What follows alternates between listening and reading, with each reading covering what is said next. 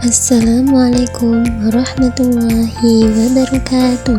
Halo semuanya, perkenalkan nama saya Aisyah Syahidah Al-Kubra, NIM 857652263, Prodi PGSD dari UPBJJ Purwokerto.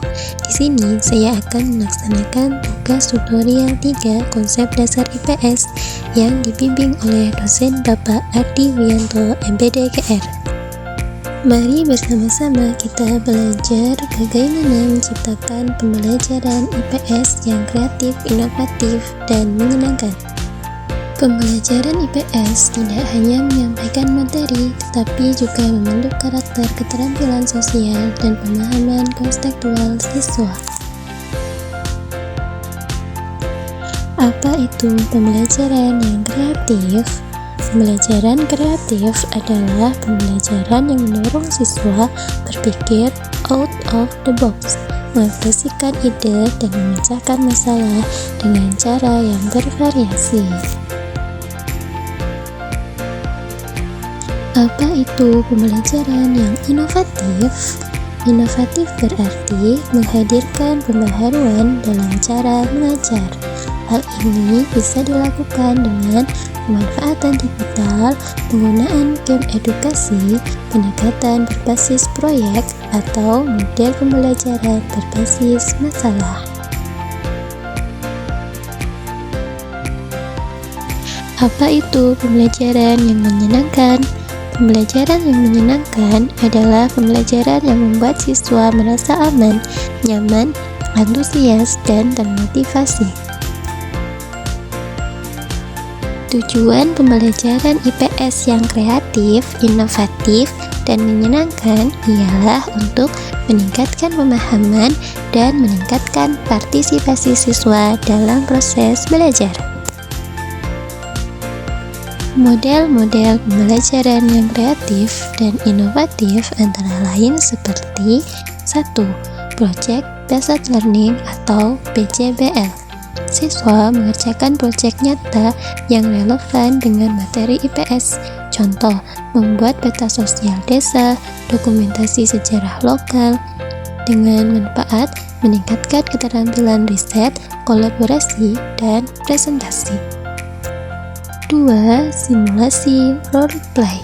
Siswa memerankan tokoh atau situasi sosial tertentu. Contoh, simulasi sidang DPR, musyawarah warga, pasar tradisional, dengan manfaat memahami peran sosial dan proses pengambilan keputusan. 3. Permainan edukatif. Menggunakan permainan untuk menyampaikan konsep IPS.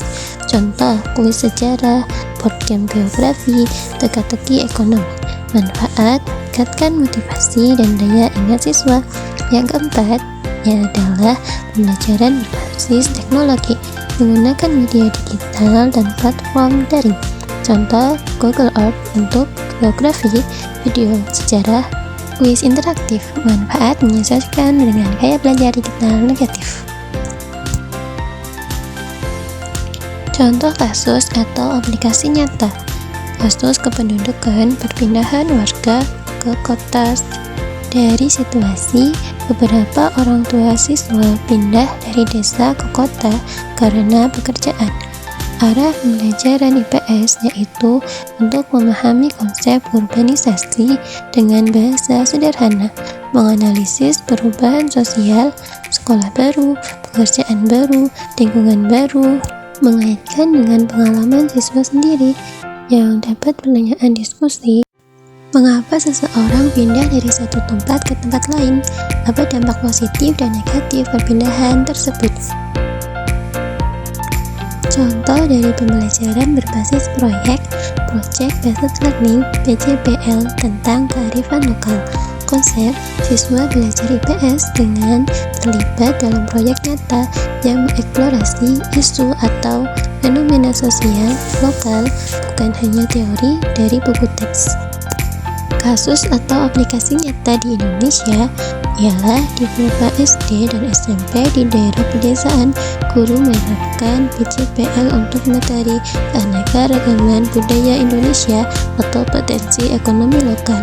Kegiatannya berupa siswa dibagi menjadi kelompok-kelompok dan setiap kelompok bertugas mewawancarai tokoh adat, pengrajin lokal, atau pertanian di desa mereka. Mereka mendokumentasikan proses pembuatan produk lokal, misalnya membatik, membuat anyaman, atau bertani menggunakan foto dan video. Contoh metode bermain peran atau role playing dan simulasi. Dengan konsep, siswa secara aktif memerankan karakter atau mensimulasikan situasi sosial tertentu untuk memahami dinamika hubungan sosial dan pengambilan keputusan. Metode ini efektif digunakan untuk materi kewarganegaraan atau dinamika sosial. Dalam uji materi proses perumusan Pancasila atau sidang PKI atau PKI, siswa bermain peran sebagai tokoh-tokoh sejarah, berdebat, dan mencapai musik bersama.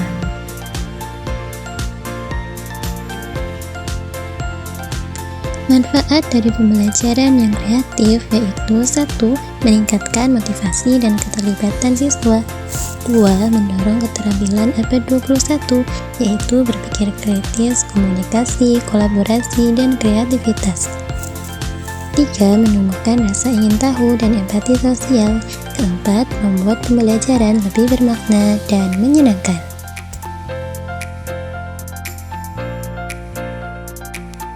Dari apa yang kita pelajari dapat disimpulkan bahwa pembelajaran IPS yang kreatif, inovatif, dan menyenangkan bukanlah sekedar menggunakan metode baru, tetapi tentang bagaimana membuat siswa lebih dekat dengan realitas sosial di sekeliling mereka. Dengan menggabungkan teknologi, aktivitas belajar berbasis proyek, dan pendekatan menghargai keaktifan siswa, IPS bisa menjadi mata pelajaran yang sangat relevan dan bermakna. Dan pesan yang dapat saya sampaikan bahwa IPS akan terasa hidup jika kita mengajarkannya dengan cara yang hidup. Sekian yang dapat saya sampaikan. Terima kasih. Wassalamualaikum warahmatullahi wabarakatuh.